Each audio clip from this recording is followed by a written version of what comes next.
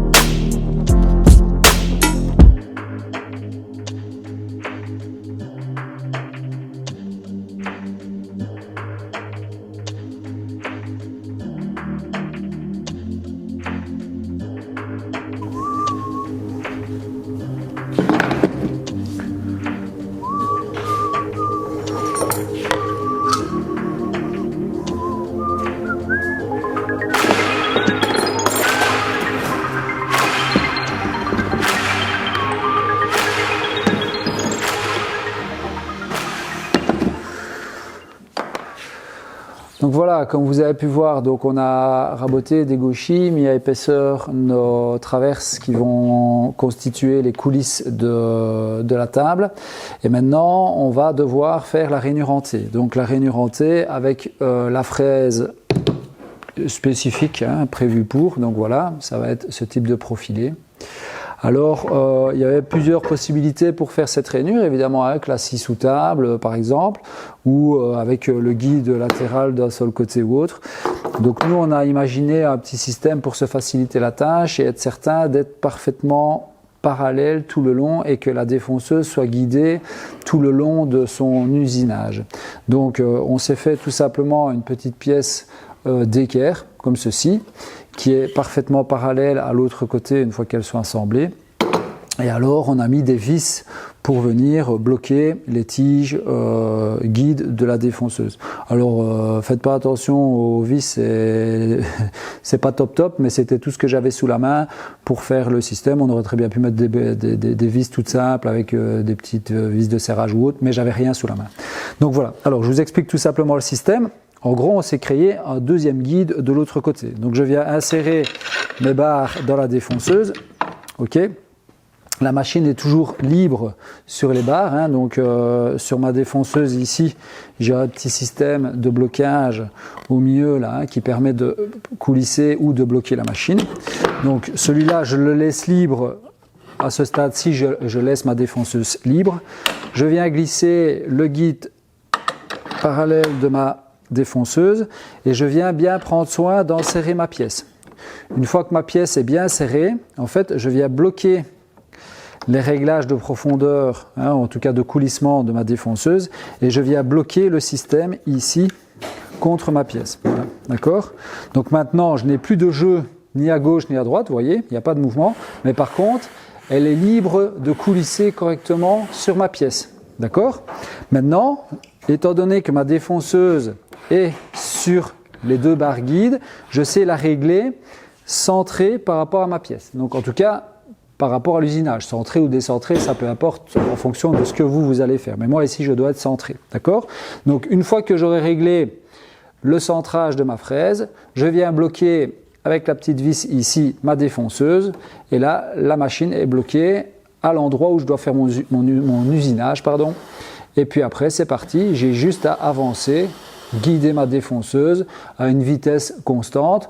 Ça c'est souvent à l'oreille qu'on entend si on va trop vite ou trop doucement, si on doit accélérer ou ralentir la vitesse.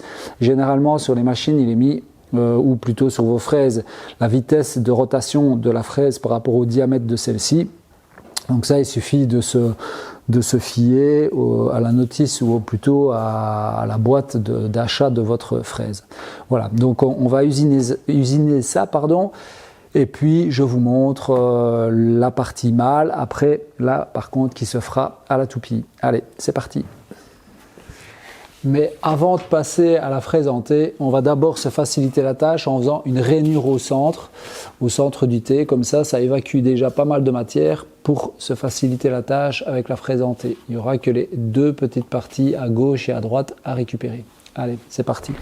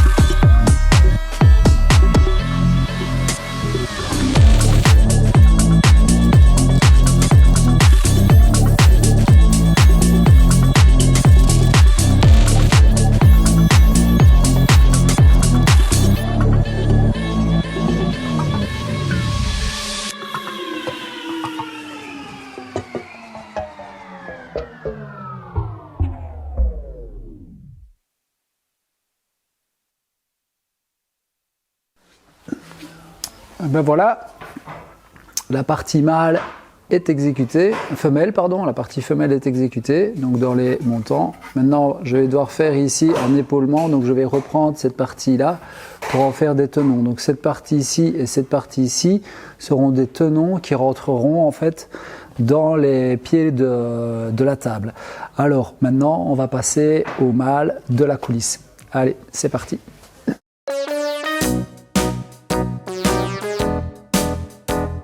J'aime bien avoir un atelier, un poste de travail propre.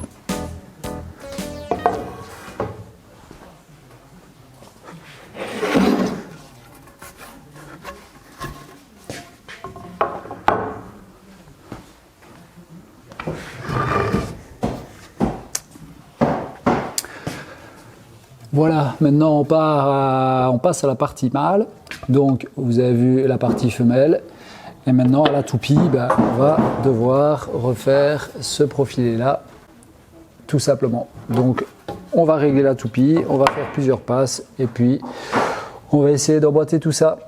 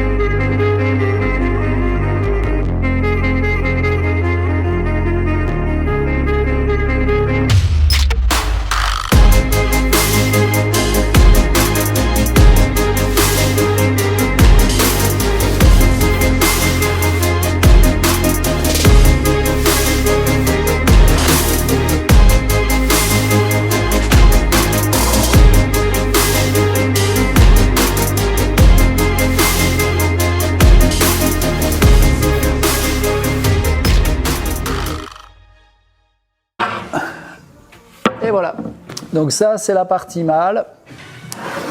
Hop, je vais venir ici l'emboîter tout simplement. Hop, et j'ai ma coulisse. Voilà. Donc si vous regardez, voilà. Voilà. Donc là j'ai les coulisses de ma table. Donc maintenant on va pouvoir passer au reste, hein, c'est-à-dire défoncer, faire des épaulements pour assembler dans les pieds, etc. Donc ça c'était juste la petite vidéo pour vous montrer comment je réalisais les coulisses de la table. Je vais sans doute mettre des petits roulements ici dans les parties en T pour faciliter peut-être le mouvement, mais ça je vais voir une fois que j'aurai cassé mes arêtes. Donc ici je vais chanfreiner les arêtes, je vais mettre l'huile de finition, un peu de paraffine par-dessus pour voir si ça coulisse bien. Si ça coulisse nickel dans le temps, parfait, je laisse comme ça. Si pas, je vais mettre des petits roulements en partie basse, mais ça je vous montrerai, si je le fais, je vous montrerai au moment de la réalisation de la table. Donc voilà, on en a fini pour la réalisation des coulisses. J'espère que cette vidéo vous a plu. J'espère que ça vous aura peut-être donné des idées. pour voir comment ça s'installe sur la table, ben, je vous invite à regarder la suite des vidéos, puisque la prochaine, ça va être comment réaliser des pieds gainés. Donc on va faire les pieds de table avec une base biseautée, et comment faire le gabarit, etc. Et ainsi de suite, les plateaux et puis l'assemblage de la table. Allez, je vous dis à bientôt pour de nouvelles aventures.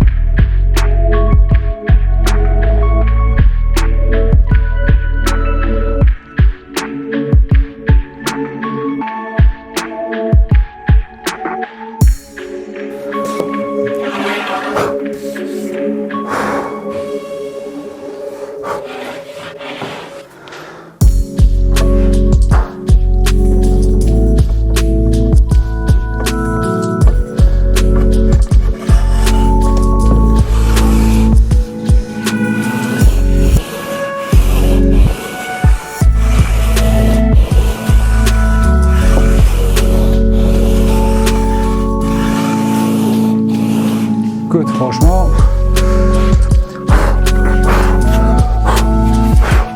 quand je vois ça, je me dis cette fois-ci que